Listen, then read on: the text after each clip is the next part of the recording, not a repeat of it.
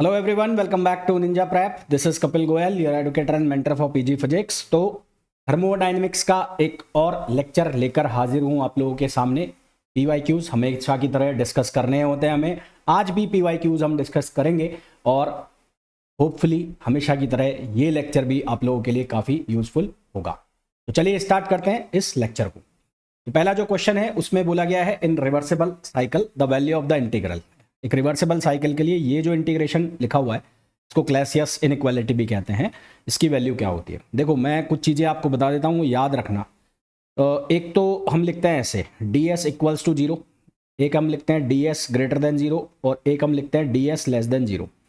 जब मैं D S लिख रहा हूँ तो डी एस का मतलब है change in entropy, change in entropy. तो अगर मैं इसको लिख रहा हूँ तो ये लिखा जाता है किसके लिए, रिवर्सिबल के लिए, रिवर्सिबल के लिए। और अगर मैं D s greater than zero लिख रहा हूं तो ये लिखा जाता है किसके लिए, इरिवर्सिबल के लिए, इरिवर्सिबल के लिए। और लेस देन जीरो लिख रहा हूं तो ये होता है इम्पॉसिबल, यानी कि ऐसा प्रोसेस पॉसिबल नहीं होता। ये है चेंज इन एंट्रोपी का केस है।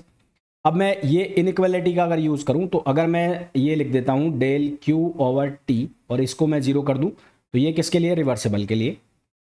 इसी तरह से अगर मैं इसको लिख दूं डेल क्यू ओवर टी और ये लेस देन जीरो कर दूं तो ये इरिवर्सिबल है। और अगर मैं del Q over T greater than zero कर देता हूं तो ये इम्पॉसिबल है। तो हमें ये पूछा है कि रिवर्सिबल साइकिल के लिए क्या होगा, तो रिवर्सिबल साइकिल के लिए क्या होगा, ऑप्शन सी हो जाएगा। तो सही आंसर आ जाएगा सी। नेक्स्ट क्वेश्चन पे आ जाइए।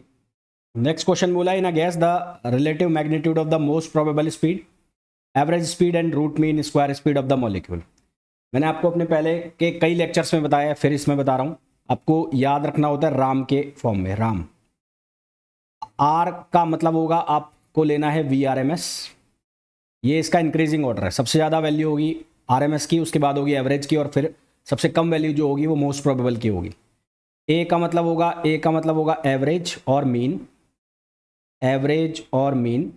और एम जो है एम, सॉरी पी, एम का मतलब होगा मोस्ट प्रोबेबल, मोस्ट प्रोबेबल, ये होगा एम का मीनिंग। ठीक है, तो यहाँ पर ये वी एवरेज हो गया और मोस्ट प्रोबेबल को आपने लिख दिया वी पी से। तो आपको ये पूछा है कि मैग्नीट्यूड के अकॉर्डिंग इनको अरेंज करना है। तो सबसे ज़्यादा जो वैल्यू होती है वो वी आर एम एस की होती है, फिर उसके बाद जो वैल्यू होती है वो वी एवरेज की होती है, और फिर सबसे कम जो वैल्यू होती है वो मोस्ट प्रोबेबल की होती है। तो इसके अकॉर्डिंग हमारा जो अरेंजमेंट लग जाएगा वो कौन सा लग जाएगा, ए। इसको आप याद कैसे कर सकते हैं, ये आप याद रखना, राम, बहुत ईजी सा वर्ड है राम। और राम के जो फॉर्म में उसको आप याद रखोगे, राम नाम जपना है ना। तो राम नाम जपोगे तो ये क्वेश्चन आपका चुटकियों में सॉल्व हो जाएगा। नेक्स्ट क्वेश्चन में आ जाओ। नेक्स्ट क्वेश्चन में बोला है the efficiency of Carnot engine working between the steam point and the ice point. तो स्टीम पॉइंट की अगर मैं बात करता हूँ, स्टीम पॉइंट, तो स्टीम पॉइंट का मतलब कितना है, 100 डिग्री सेंटीग्रेड। और 100 डिग्री सेंटीग्रेड का मतलब हो गया 373 केल्विन। अगर मैं बात करता हूँ आइस पॉइंट की, आइस पॉइंट, तो आइस पॉइंट की अगर मैं बात करूं तो इसका मतलब है 0 डिग्री सेंटीग्रेड, तो ये हो गया 273 केल्विन। एफिशिएंसी हमें निकालनी है, तो एफिशिएंसी का formula eta equals to 1 minus T2 over T1। तो ये क्या हो गया, 1 माइनस T2, T2 की वैल्यू कितनी हो गई, 273, आइस पॉइंट हो गया। और स्टीम पॉइंट कितना हो गया, 373। तो यहाँ से हम इसको सॉल्व करेंगे तो ये कितना हो जाएगा, 373 माइनस 273 अपॉन 373, तो ये कितना हो गया, ये हो गया 100 अपॉन 373। और इसको यदि हम परसेंटेज में निकालेंगे तो परसेंटेज में हमारे पास आंसर आएगा 26.80, 26.80%, जो कि ऑप्शन हो जाएगा डी। तो यहाँ पर ऐसा कुछ खास तो नहीं था इस क्वेश्चन में। यहाँ पर आपको ये ज़रूर पता होना चाहिए कि what is the steam point, steam point के रिलेवेंट टेम्परेचर क्या है, व्हाट इज़ आइस पॉइंट, उसके रिलेवेंट जो टेम्परेचर है वो क्या है। ये दो चीज़ें आपको पता होनी चाहिए। नेक्स्ट क्वेश्चन पे आ जाओ। Two ends of the road are capped at 127 degree centigrade and 227 degree centigrade. 2000 calorie of heat flows in this road. The change in entropy. तो हमें बहुत अच्छे से पता है कि डेल क्यू इक्वल्स टू होता है टी डी एस। तो डी एस इक्वल्स टू हो जाएगा हमारे पास डेल क्यू ओवर टी, है ना। तो एक बार हम निकाल लेंगे डेल क्यू ओवर T1, एक बार हम निकाल लेंगे डेल क्यू ओवर T2। तो इसके लिए मैं एक बार निकाल लेता हूँ S1 की वैल्यू, और S1 की वैल्यू को मैं निकाल लेता हूँ डेल क्यू अपॉन T1 से। और ये वैल्यू कितनी आ जाएगी, 2000। और ये वाला जो टेम्परेचर है इसको केल्विन में हम कन्वर्ट करेंगे तो ये कितना हो जाएगा 400 केल्विन, और ये वाला जो है ये हो जाएगा 500 केल्विन। तो इसको मैं डिवाइड कर देता हूँ 400 से, तो यहाँ पर हमारे पास आएगा 5। इसी तरह से हम निकाल लेते हैं S2, तो ये हो जाएगा डेल क्यू अपॉन T2, और ये वैल्यू हो जाएगी हमारे पास 2000 अपॉन 500, और ये बन जाएगा हमारे पास 4। तो हमें निकालना है S1 माइनस S2, तो ये हो जाएगा 5 माइनस 4 इक्वल्स टू 1। तो 1 कैलोरी पर केल्विन हमारे पास आंसर आ जाएगा, which is option A. Next question पे आइए। ये भाई 400 है ना, किसी को 900 ये लग रहा हो तो ये 400 है, 400 ये लिखा हुआ है 400। नेक्स्ट क्वेश्चन पे आ जाइए। नेक्स्ट क्वेश्चन में बोला है which of the following is for diffusion coefficient. इनमें से डिफ्यूजन कॉफिशेंट का सही फॉर्मूला क्या है?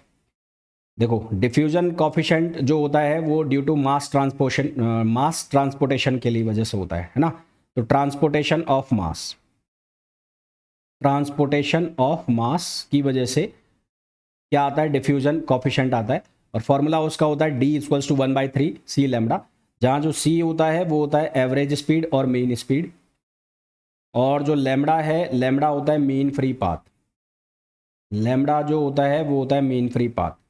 ये जो फॉर्मूला लिखा हुआ है, ये फॉर्मूला लिखा हुआ है विस्कोसिटी कॉफिशेंट का। विस्कोसिटी कॉफिशेंट का फॉर्मूला लिखा हुआ है ये, ठीक है। और ये जो फॉर्मूला लिखा हुआ है, ये लिखा हुआ है थर्मल कंडक्टिविटी का। ये जो फॉर्मूला लिखा हुआ है, ये लिखा हुआ है थर्मल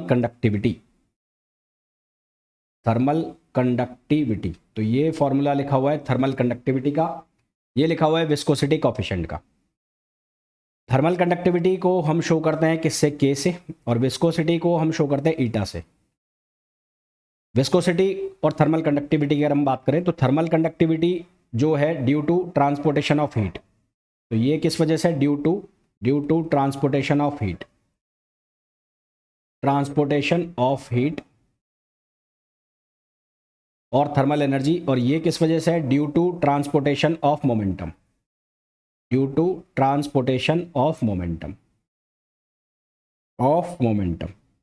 ठीक है। तो ये भी आप याद रखना, ये भी डायरेक्ट क्वेश्चन पूछे जा सकते हैं कि which one of the following is due to transportation of momentum, और which one of the following is due to transportation of heat, और which one of the following is due to transportation of mass. इस तरह के question भी आपसे put up किए जा सकते हैं। नेक्स्ट क्वेश्चन पे आइए। नेक्स्ट क्वेश्चन में बोला है when the temperature of system approaches absolute zero.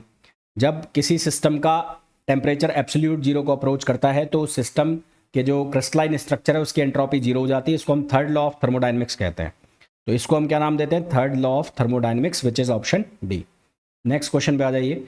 In the process of phase transition, तो फेज ट्रांजिशन का जो प्रोसेस होता है, दो तरह के फेज ट्रांजिशन होते हैं। एक होता है फर्स्ट ऑर्डर फेज ट्रांजिशन, और एक होता है सेकेंड ऑर्डर फेज ट्रांजिशन। तो ये दोनों ही फेज ऑर्डर ट्रांजिशन में जो गिब्स पोटेंशियल फंक्शन है, गिब्स पोटेंशियल फंक्शन ये हमेशा क्या रहता है, कांस्टेंट रहता है। तो Gibbs potential function remains constant. तो ये जो गिब्स पोटेंशियल फंक्शन है ये हमेशा क्या रहता है, कांस्टेंट रहता है।